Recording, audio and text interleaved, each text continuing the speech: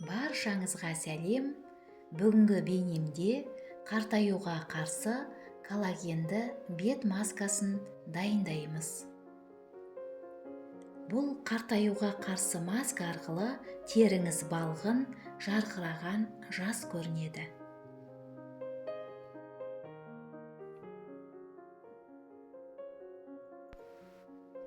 Масканы дайындау үшін бізге 2 ас қасық күріш керек.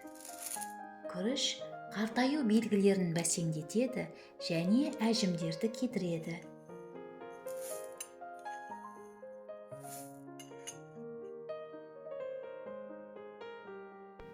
Және 2 ас қасық зығыр тұқымы қажет. 300 мг су құйыңыз. Баяу отта 10 минутқа қайнатыңыз.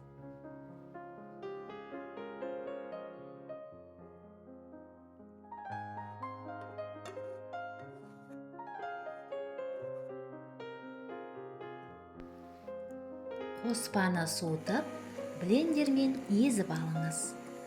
Бұл маска теріңізді жылтыр және серпімді етеді.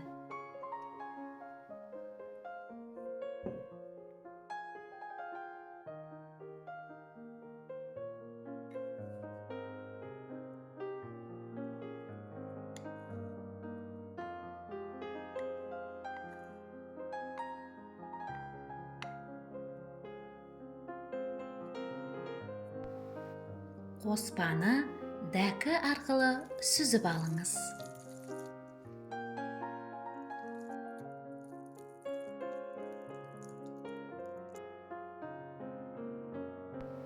Бір жұмыртқа қажет. Ақуызды сарысынан бөліңіз. Сізге сарысы қажет. Сары уыз тері құрылымын нәрлендіреді, сергітеді, жұмсартады және тегістейді.